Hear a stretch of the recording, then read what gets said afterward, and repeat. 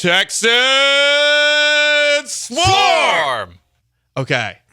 Earlier in the show, Yes. we heard Joe Mixon talking about CJ Stroud, potential to be the best quarterback in the league, very confident.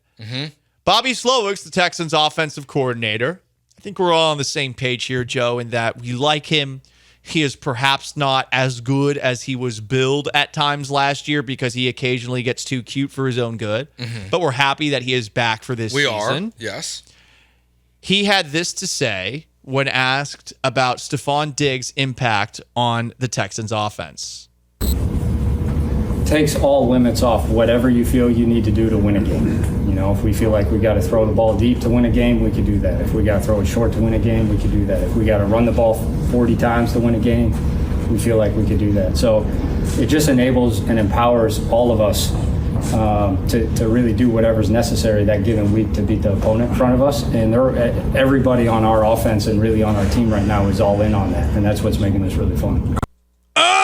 Boom. It's like Bradley Cooper. Takes the pill.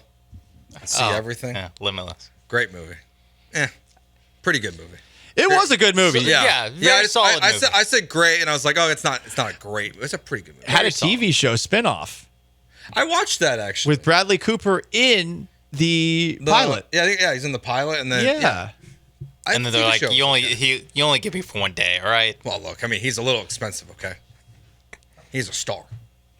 I actually watched the first couple of scenes of A Star is Born last night on in the background. Oh, so you watched the good parts. With Bradley Cooper. Yeah. The not sad parts. I always watch up to the part where he brings Lady Gaga on stage, and that moment's amazing. And then right afterwards, he's too hammered, getting back to the hotel room, and the rest of it's like, oh, he's a drunk on the decline, and she is on the rise. The hardest part is when he pees himself while he falls. Yes. Oh, God. That's a tough scene to watch. He's a pee pants. And then it gets worse from there. The Texans offense, limitless. Limitless offense, baby.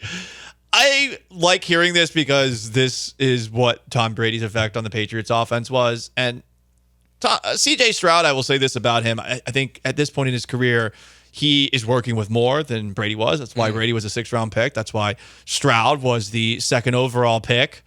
But this is what a great offense can do, and Stefon Diggs is why Bobby Slowik brought that up.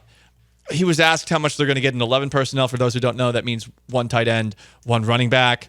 How many times they're going to run with 3 wide receivers because they didn't do it that much last year, and I think they will do it a lot. But Slowik was very, I think, clear, emphasizing that, hey, certain opponents, certain games, we are going to do what we want as opposed to doing the same thing every single game. And that's what every offense in the NFL should do and can do when you have a great quarterback, in addition to having unlimited weapons at wide receiver. And that's why I would look at like the Jets game, the Panthers game, some of these performances where the offense was just dreadful, and why you would expect the Texans offense to be so much better this year is Ravens because games. It was CJ. And when Tank went out, the offense plummeted. You don't expect that to happen this year. Like when Schultz was out, Brevin Jordan gave you a couple splash moments, but wasn't consistently good. You're deep enough, you're talented enough, and you have enough weapons on your offense. All 3 wide receivers, your tight end, your running back, your quarterback. That frankly, if Bobby Slowik can't game plan something every single week, he's probably the problem. Yeah, there's games last year where we would go into it on the Friday before the game, and we feel pretty good. CJ Stroud will only have Nico Collins, Dalton Schultz, and Devin Singletary to throw the ball to. Yeah. Anyone else, you're like, I don't feel great about how much Hutchinson and Mechie I'm going to be watching on my screen, especially towards the end of the year. I think of the Colts game where it's just like, just throw the ball to Nico Collins every single time. And it worked. That was their only offense that game. They couldn't run the ball. No one else was getting open. So adding Diggs, Mixon probably helps us a little bit too. Just having a higher baseline of, there probably won't be games where you're just like, throw it to that one guy, and that's all we have. Noah Brown, best number 4 wide receiver in the NFL. Yes. Swarm. Not even close. Robert Woods, who's probably not going to be on the roster going into the year, the most accomplished number 5 wide receiver in the NFL. Swarm, baby.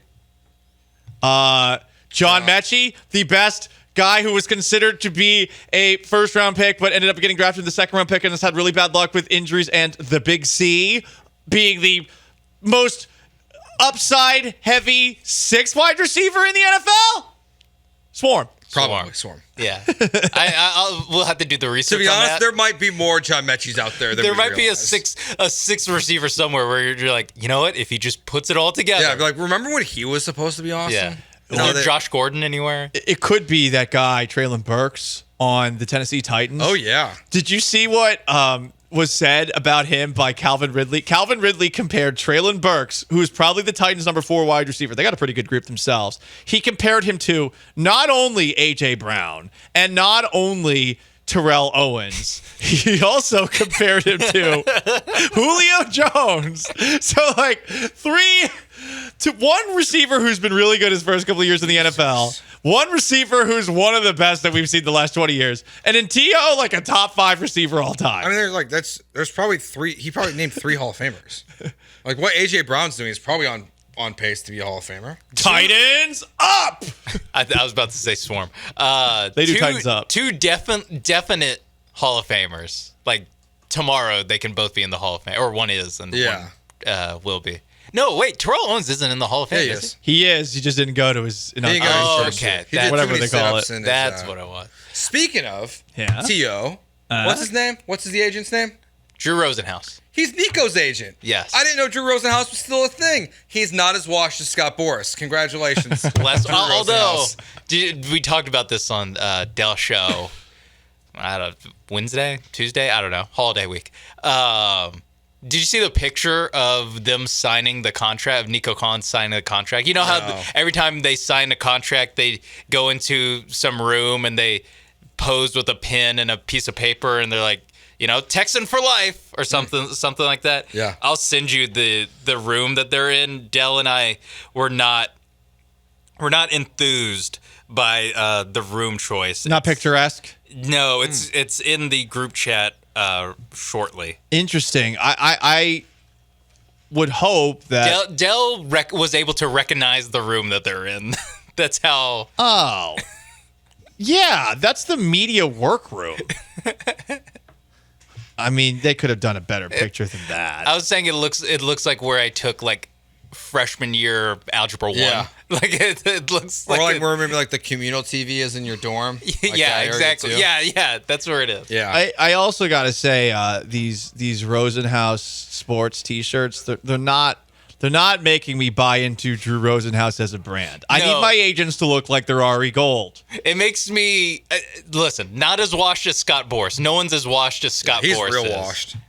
Maybe his Drew players are Rosenhaus, washed, but little wash. have we ever heard? This is like, when's the last time we heard from Drew Rosenhaus before this deal? No idea. Like firing Johnny Manziel. Well, that's a smart decision. That's a lot. Honestly, That was a decade ago. he has been as there really has been no one close to David Mulugeta as far as he's NFL kinda agents. become like the big name. Yeah. I mean, yeah, I would imagine Drew Rosenhaus is probably towards the top as far as NFL agents go.